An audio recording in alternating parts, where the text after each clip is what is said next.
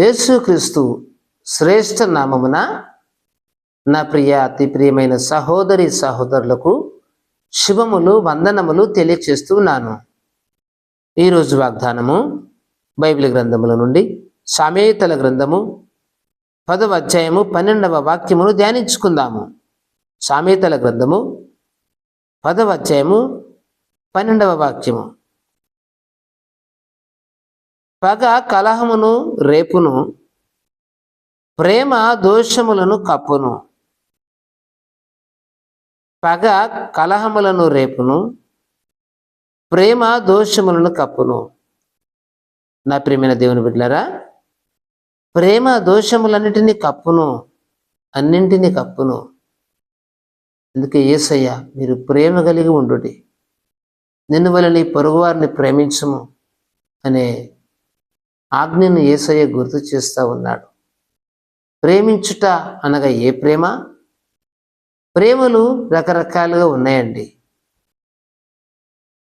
ప్రేమలు భార్యాభర్తల మధ్య ఉండే ప్రేమ వేరు, స్నేహితుల మధ్య ఉండే ప్రేమ వేరు, అన్నదమ్ముల మధ్య ఉండే ప్రేమ వేరు, అక్క చెల్లెళ్ళ మధ్యలో ఉండే ప్రేమ వేరు. ఇలా ప్రేమలు రకరకాలు ఉన్నాయి. తల్లిదండ్రుల ప్రేమ వేరు, అందరిది ప్రేమే, ప్రేమలో తేడాలు ఉన్నాయి. దేవుని ప్రేమ అంతకంటే శ్రేష్టమైనది.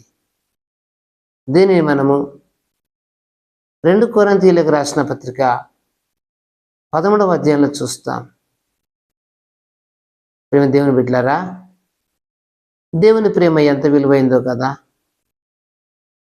ప్రేమ యేసుక్రీస్తు విపరీతమైన ప్రేమను మనకు చూపించాడు.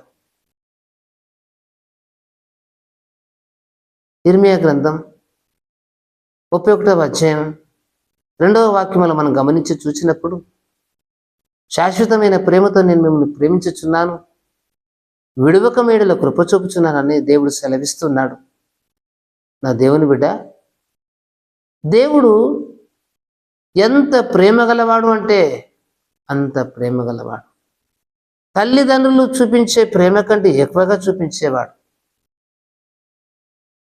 భార్య కంటే ఎక్కువగా ప్రేమ చూపించేవాడు. భర్త కంటే కూడా ఎక్కువగా ప్రేమ చూపించేవాడు. స్నేహితులు బంధువులు ఉన్నారు, వారందరికంటే కూడా దేవుడు నిన్ను ఎక్కువగా ప్రేమిస్తూ ఉన్నాడు.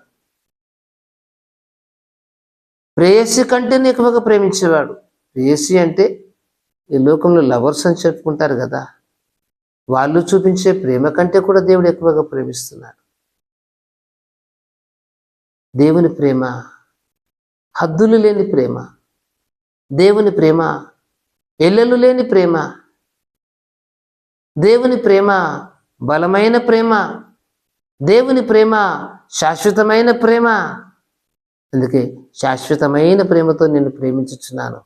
ఆ శాశ్వతమైన ప్రేమతో ప్రేమించే ప్రేమయే కృప.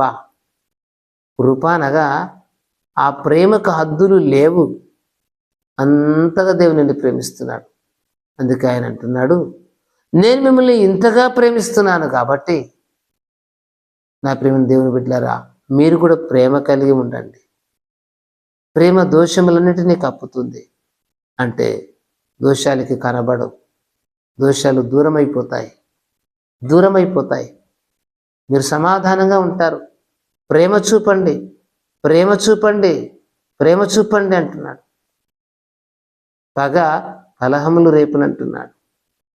పగ ద్వేషాన్ని పెంచితే అది గొడవలకు దారితీస్తుంది, రెచ్చగొట్టిన వాళ్ళు అవుతారు.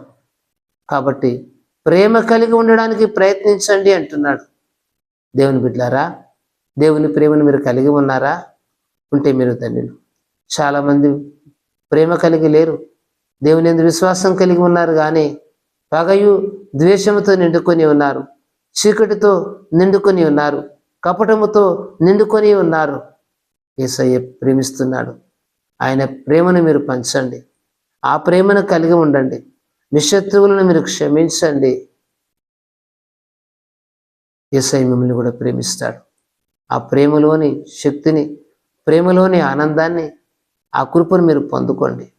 ఆ కృపకు పాత్రులవుటకు సిద్ధపడండి. యేసయ్య మిమ్మల్ని దీవించును గాక. ఆమేన్. ప్రార్థన చేసుకుందాం. నా సర్వశక్తి కలిగిన తండ్రి, ఎన్ని వాక్కులు వింటున్న నీ బిడ్డలను దీవించండి అయ్యా. అయ్యా, ప్రేమ దోషములంటే కప్పులు అంటున్నావు తండ్రి. మా బిడ్డలు ప్రేమ కలిగి ఉండుట దయచేయి.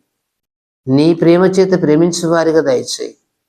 ఈ లోక సంబంధమైన ప్రేమలు శాశ్వతమైన కావని ఎరిగి నీ ప్రేమనే శాశ్వతమైందని తెలుసుకొని నీ మార్గంలో నడుస్తూ నీ ప్రేమ చూపించు వారిగా సిద్ధపరచమని అడుగుచున్నాం. అటు తగిన జ్ఞానం, తలంపులు, ఆలోచన విధానం నీ బిడ్డలకు, ఈ వాక్కు వింటున్న బిడ్డలకు దయచేయమని, సమాధానం అనుగ్రహించమని యేసు క్రీస్తు శ్రేష్ఠ నామమున ప్రార్థిస్తున్నాము తండ్రి. ఆమేన్.